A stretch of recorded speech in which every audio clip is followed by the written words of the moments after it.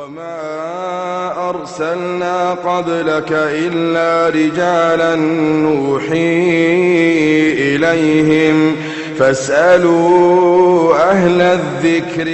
اعوذ باللہ من الشیطان الرجیم. بسم اللہ الرحمن الرحیم.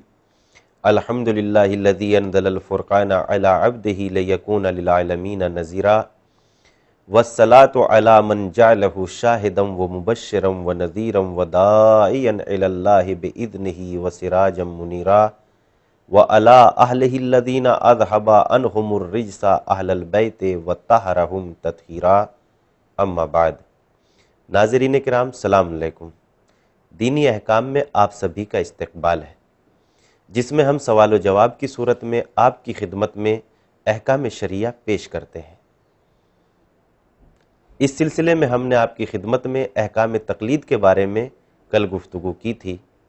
آج پھر انشاءاللہ اسی سلسلے میں گفتگو کریں گے، جس کا پہلا سوال ہے: مجتہد کا فتویٰ معلوم کرنے کا کیا طریقہ ہے؟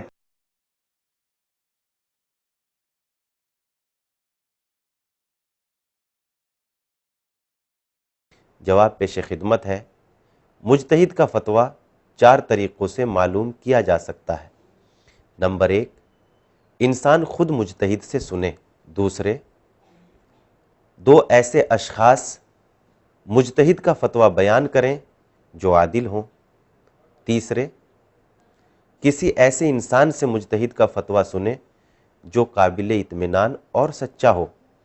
چوتھے، خود انسان مجتہد کے رسالہ عملیہ میں دیکھے بشرط کہ اس کتاب کی صحت پر یقین و اطمینان ہو. دوسرا ہمارا سوال ہے: کیا انسان کسی مسئلے میں دوسرے مجتہد کی تقلید کر سکتا ہے؟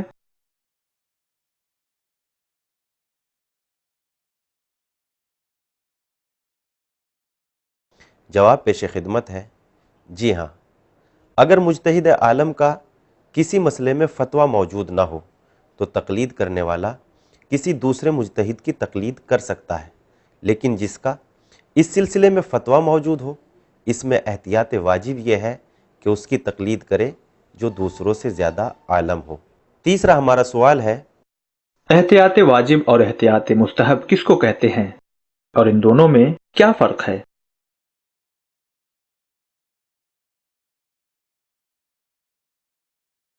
جواب پیش خدمت ہے: احتیاط واجب اس کو کہتے ہیں جس میں مجتہد فتویٰ تو نہ دے بلکہ احتیاط بتائے.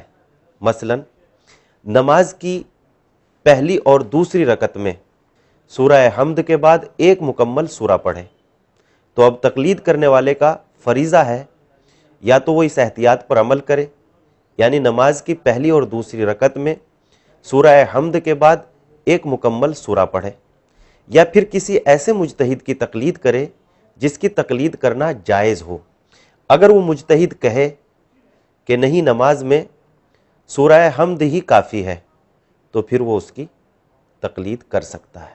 اور احتیاط مستحب اس کو کہتے ہیں جس میں مجتہد فتویٰ دینے کے بعد احتیاط لگائے، یعنی یہ کہے کہ نجس برتن کو اگر 1 کر پانی میں ایک بار دھو لیا جائے گا تو وہ پاک ہو جائے گا، لیکن احتیاطاً 3 مرتبہ دھو لینا چاہیے. تو اب تقلید کرنے والا اگر نجس برتن کو 1 کر پانی میں ایک بار دھو لے گا تو وہ پاک ہو جائے گا. 3 مرتبہ دھونے کی کوئی ضرورت نہیں ہے، لیکن بہتر ہے کہ وہ 3 مرتبہ دھوئے. چوتھا ہمارا سوال ہے: کیا مجتہد کے تمام فتووں کو جاننا واجب ہے؟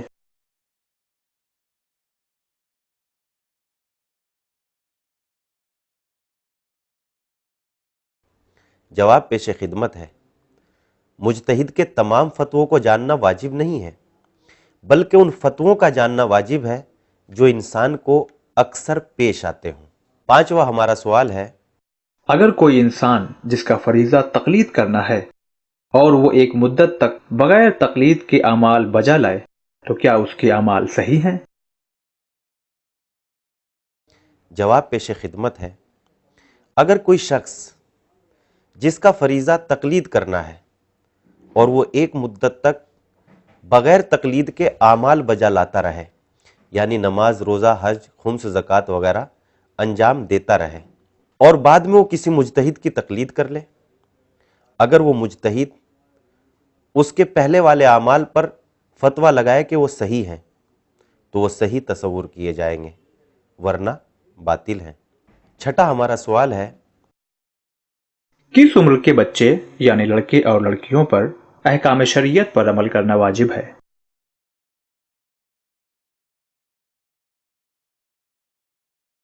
جواب پیش خدمت ہے، 9 سال کی لڑکیاں اور 15 سال کے لڑکے پورے ہونے پر بالغ ہو جاتے ہیں، اور اسی عمر سے ان پر تمام احکام شریعہ پر عمل کرنا واجب ہو جاتا ہے۔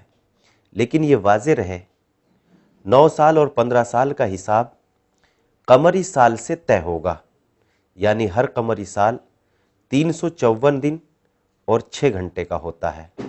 ناظرین، دینی احکام میں آج بس اتنا ہی۔ ہم لیتے ہیں آپ سے اجازت۔ خدا حافظ۔